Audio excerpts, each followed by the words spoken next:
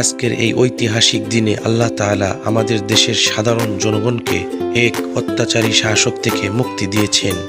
নীর আশ্রম মানুষেরা শুধুমাত্র ন্যায়ের দাবি নিয়ে সশস্ত্র বাহিনীর মুখোমুখি হয়ে নিজেদের প্রাণ বাজি রেখে এই বিজয় লাভ করেছেন। সকল প্রশংসা একমাত্র আল্লাহ তাআলার। তবে শুরু থেকে একটি ব্যাপার পরিষ্কার, জাতি হিসেবে আমাদের সামনে অনেক গুরুত্বপূর্ণ দায়িত্ব রয়েছে এবং এই মুহূর্তে এই দেশের ধর্মপ্রাণ মুসলমানদের একটি বড় দায়িত্ব হলো সকল সংখ্যালঘুর হক নিশ্চিত করা, তাদের যে কোনো প্রকার ক্ষতি থেকে রক্ষা করার চেষ্টা করা।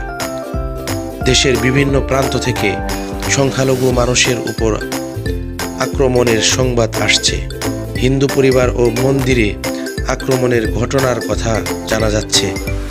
এক স্বৈরাচারীর পতন হওয়া মাত্রই আনন্দ মিছিল না করে মানুষের ঘরে আক্রমণ করা, আগুন দেওয়ার মতো গর্হিত কাজ কারা করতে পারে বা করলে কাদের লাভ হতে পারে একটি সাধারণ মানুষেরও বোঝার খুব বেশি অসুবিধা হওয়ার কথা নয়। একটি সুস্থ তদন্ত হলো কর্তৃপক্ষের দায়িত্ব।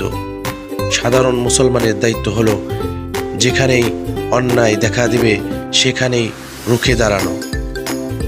এই পুরোটা আন্দোলনের সময় জুড়ে সাধারণ মানুষ অন্যায়ের বিরুদ্ধে দাঁড়িয়েছিল। সে কাজ আমাদেরকেও চালিয়ে যেতে হবে। পরিকল্পনাকারীরা নানান পরিকল্পনা করবে, কিন্তু আল্লাহই হলেন সর্বশ্রেষ্ঠ পরিকল্পনাকারী। আমরা যদি আমাদের জায়গা থেকে নিজেদের কর্তব্য পালন করে যেতে পারি, আল্লাহই আমাদেরকে একটি ন্যায়পরায়ণ সমাজ গড়ে তোলার তৌফিক দান করবেন। আমরা যেন প্রত্যেকে যার যার এলাকা থেকে খোঁজ নিয়ে দেখি কোথায় কারা ক্ষতিগ্রস্ত হয়েছে এবং তাদের পাশে দাঁড়াই। প্রতিবেশী যেই হোক না কেন, যে ধর্ম পালন করুক না কেন, তার অধিকার রক্ষা করা আমাদের ঈমানি দায়িত্ব। কেননা নবীজি সাল্লাল্লাহু আলাইহি সাল্লাম বলেন যে আল্লাহ এবং পরকাল বিশ্বাস করে সে তার প্রতিবেশীর ক্ষতি করতে পারে না। নবীজি সাল্লাল্লাহু আলাইহি সাল্লাম আরও বলেন, যে ব্যক্তি তার প্রতিবেশীকে ক্ষুধার্ত রেখে নিজে পেট ভরে খায় সে মুমিন নয়। আপনাদের প্রতি আমাদের আহ্বান, আপনার আশেপাশের খোঁজ রাখুন। যারা ক্ষতিগ্রস্ত হয়েছে তাদের সহায়তা ও সুরক্ষা প্রদান করুন। যখন আমরা দুর্বল অবস্থায় অত্যাচারীদের বিরুদ্ধে দাঁড়িয়েছিলাম তখন আল্লাহ আমাদেরকে বিজয় দিয়েছেন।